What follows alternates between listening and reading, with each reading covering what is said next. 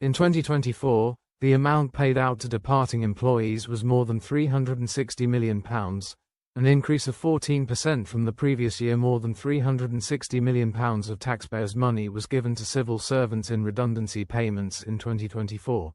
The payments, colloquially known as golden goodbyes, were handed out to 9,500 departing staff at an average sum of £38,000, The Telegraph reports.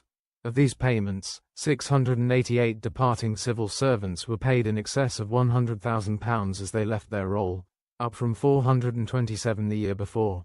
The figures have seen critics blast Downing Street and Whitehall payouts as out of control, coming at a time of rising government debt and depleting economic growth forecasts.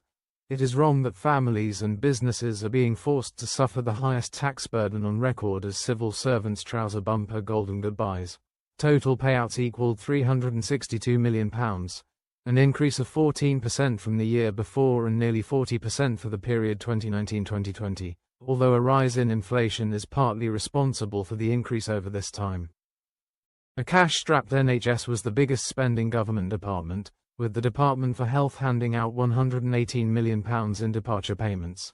The Department for Transport was the second biggest spender, dishing out £80 million, whilst the Department for Culture, Media and Sport with £55 million and the Ministry of Justice with £47 million were close behind.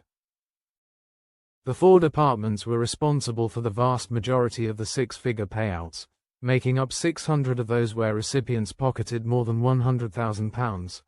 Despite the previous Conservative government attempting to control the amount of staff employee by the civil service, numbers have risen significantly since the Brexit referendum, rising from 384,000 in 2016 to 513,000 in 2024.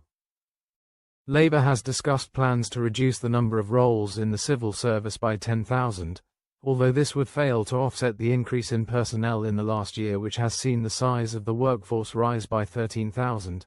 Some parts of the civil service have opened up voluntary redundancy programs in a bid to reduce the number of employees, which could see the amount of similar exit payments increase in the next few years.